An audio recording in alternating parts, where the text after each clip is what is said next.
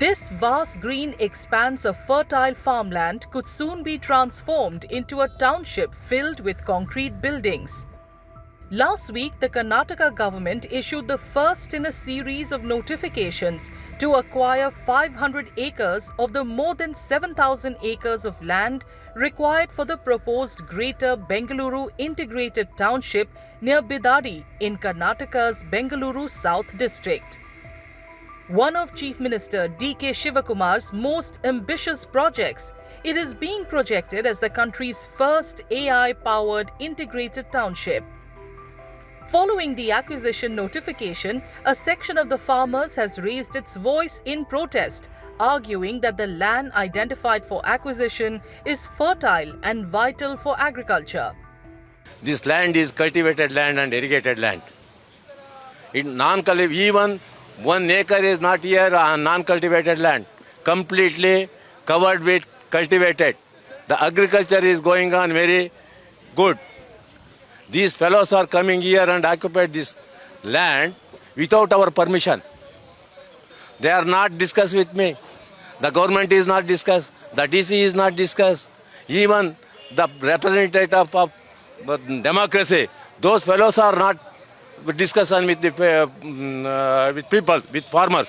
ಬಿಡ್ದಿ township ಮಾಡ್ತೀವಿ ಅಂತ ಹೇಳ್ತಾ ಇದ್ದಾರಲ್ಲ ಇವಾಗ CM ಅವರು, ಅದೆಲ್ಲ ಶುದ್ಧ ಸುಳ್ಳು.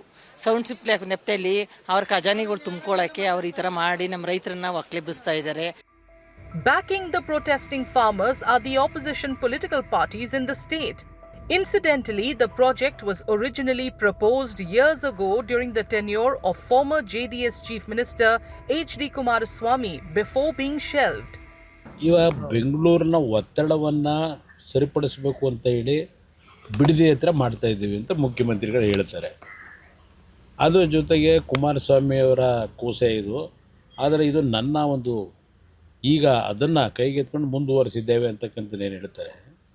2006ರಲ್ಲಿ 2026ರಲ್ಲಿ ಈ 20 ವರ್ಷದಲ್ಲಿ ಏನೇನು ಡೆವಲಪ್ಮೆಂಟ್ ಆಗಿದೆ ಇದೆಲ್ಲ ಯೋಚನೆ ಮಾಡಬೇಕಲ್ವೇ. ಅದರ ಜೊತೆಗೆ ಮುಖ್ಯಮಂತ್ರಿಗಳು ಹೇಳ್ತಾರೆ ನಾನು ಮಾಡೇ ಸಿದ್ಧ ಅಂತ ಹೇಳ್ತಾರೆ. ಈಗ ಅಲ್ಲಿ ರೈತರ ಪರಿಸ್ಥಿತಿ ಏನಿದೆ, ನಾವು ಯಾವುದೇ ಒಂದು ಯೋಜನೆ ಮಾಡಬೇಕಾದ್ರೆ ರೈತರ ಬದುಕನ್ನು ನೋಡಬೇಕು, ರಾಜ್ಯದ ಅಭಿವೃದ್ಧಿಯನ್ನು ನೋಡಬೇಕು. The opposition BJP is also alleging that the state government's real objective is to facilitate large-scale real estate development under the guise of a township project. The Chief Minister's priority is not farmers' interest. Their priority is real estate. But will not allow this to happen. BJP will stand by the farmers, and I will warn Honorable Chief Minister once again today, please don't force farmers to hit the streets. Chief Minister D.K. Shivakumar has, however, strongly defended the proposed township project. He has argued that similar large-scale township projects are being implemented in other states and has accused critics of attempting to unnecessarily politicize the issue.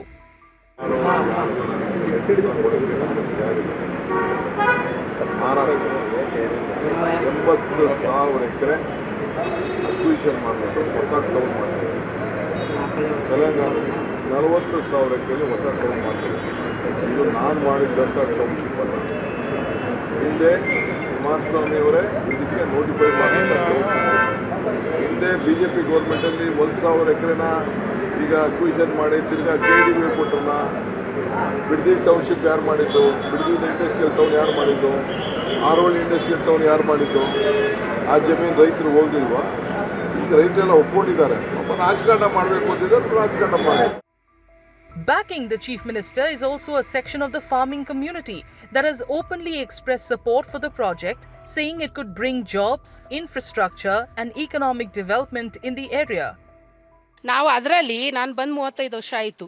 35 ವರ್ಷದಿಂದನೂ ನಾವು ವ್ಯವಸಾಯ ಮಾಡ್ತಾನೇ ಇದ್ದೀವಿ, ರೇಷ್ಮೆ ಬೆಳೀತಾನೆ ಇದ್ದೀವಿ. ನಾವು ಮುಂದುವರಿಯೋಕ್ಕೆ ಆಗಲಿಲ್ಲ. ಇಲ್ಲಿ ಕೂಲಿ ಆಳುಗಳು ಸಿಗ್ತಾ ಇಲ್ಲ ಸರ್. ಎಲ್ಲ 10,000ಕ್ಕೆಲ್ಲ ಫ್ಯಾಕ್ಟ್ರಿಗಳಿಗೆ ಹೋಯ್ತಾವ್ರಿ. ಲೇಡೀಸ್ಗಳು ವ್ಯವಸಾಯ ಮಾಡೋಕ್ಕಾಯ್ತಾ ಇಲ್ಲ. ಗಂಡಸರುಗಳಿಗೆಲ್ಲ BP ಶುಗರು. ಒಬ್ಬೊಬ್ರು ಮಾಡಬೇಕು ಮನೆಗಳಲ್ಲಿ ಗಂಡಸರುಗಳು, ಆಗಲ್ಲ ಮಾಡೋಕ್ಕೆ. ಮಕ್ಳುಗಳು ಬರೋದೇ ಇಲ್ಲ, ವ್ಯವಸಾಯಕ್ಕೆ ಇಳಿತಾ ಇಲ್ಲ ಸರ್ ಮಕ್ಳುಗಳು. ಈ ನೀರಲ್ಲಿ ಏನು ಬೆಳೆಯೋಣ, ಏನು ಅಧಿಕ ಬರ್ತದೆ ಅಂತಾರೆ ಮಕ್ಳುಗಳು. 10,000ಕ್ಕೆಲ್ಲ ಫ್ಯಾಕ್ಟ್ರಿಗಳಿಗೆ ಹೋಯ್ತಾವೆ. ಪ್ರಾಜೆಕ್ಟ್ ಓಕೆ ಐತೆ, ಒಪ್ಪಿಗೆ ಐತೆ, ಇನ್ನು ನಾವು ಇನ್ನು ಎಕ್ಸ್ಟ್ರಾ ಹೇಳೋಕ್ಕೂ ಆಗಲ್ಲ ಸರ್ ಪದಗಳನ್ನ. ಅದ್ರ ಮೇಲೆ ಸರ್ಕಾರಕ್ಕೆ ಬಿಟ್ಟಿದ್ದು ನಮಗೆ ಬೇಕೇ ಬೇಕು. ಆದರೆ ನಮಗೆ ಒಂದೇ ಕಂತಲ್ಲಿ ಹಣ ಬಿಡುಗಡೆನೂ ಮಾಡಬೇಕು. ಇಲ್ಲಿ 2006 ಮಾಡಿದಾಗ ಇಲ್ಲಿ 99% ವ್ಯವಸಾಯ ಆಯಿತು. ಅಂದರೆ ಜಮೀನುಗಳು ಯಾವ ಇಷ್ಟೊಂದು ಮಾರಾಟ ಆಗಿರಲಿಲ್ಲ, ಎಲ್ಲ ಬೆಳೆಗಳು ಕೂಡ ಎಲ್ಲ ರೈತರು ಕೂಡ ಬೆಳೀತಾಯಿದ್ರು. ಇವತ್ತು ಅದು 50ಗಿಂತ ಕೆಳಗೆ ಬಂದಿದೆ. ಅಂದರೆ ಒಂದು 40% ಬಂದಿದೆ ವ್ಯವಸಾಯ, ಇನ್ನು 60% ಪಾಳಿದೆ. ನೀವು ನೋಡಿ ಬೇಕಾರೆ ಅಗ್ರಿಗೋಲ್ಡ್ ಒಂದೇ 300 ಎಕರೆ ಇದೆ, TMT ಅಂತ ರೈತರುಗಳೇ ಪಾಳ್ಬಿಟ್ಟು ನಾವೇ ಬಿಟ್ಬಿಟ್ಟಿದ್ವಿ. ನೋಡಿ ಇಲ್ಲೆಲ್ಲ ಹೋಗಿ ಇವೆಲ್ಲ ದೊಡ್ಡ ಕೆರೆಗಳಿಗೆ ಹೆಚ್ಚುಕಟ್ಟಿವೆಲ್ಲ ಪೂರ್ತಿ. ನೀವು ಎಲ್ಲಿಂದ ಅಲ್ಗಾರು ಹೋಗಿ ಪಾಳೆ 3,000 ಅರ್ಧಕ್ಕಿಂತ ಪಾಳಿದೆ. ಜೊತೆಗೆ ಸಾಕಷ್ಟು ಮಾರಾಟ ಮಾಡಿಬಿಟ್ಟು ಜಮೀನು ಅಲ್ಲಿಂದ ಈಚೆಗೆ 2006 ಈಚೆಗೆ ಹತ್ತಿರ ಒಂದು 2,000 ಎಕರೆ ಮಾರಾಟ ಆಗೋದು ರೈತರದು. ಯಾಕೆಂದರೆ ನಾವು ಕೂಡ ಇವತ್ತು ವ್ಯವಸಾಯ ಮಾಡಿ ಬದುಕಕ್ಕಾಯ್ತಾ ಇಲ್ಲ. ನಾವು ಕಳ್ಕೋಬೇಕು. 10 ಎಕರೆ ಇದ್ದರೆ 5 ಎಕರೆ 3 ಎಕರೆ ಮಾರಲೇಬೇಕು. ಇವತ್ತಿನ ಖರ್ಚು ಇದಕ್ಕೆಲ್ಲ ವ್ಯವಸಾಯ ಮಾಡಿ ಬದುಕಾಗಲ್ಲ. According to officials, the large-scale urban development project aims to ease pressure on Bengaluru's growing population by creating a self-sustained township with residential, commercial, industrial and social infrastructure. The proposed project will require acquisition of about 7,481 acres across 9 villages in the region.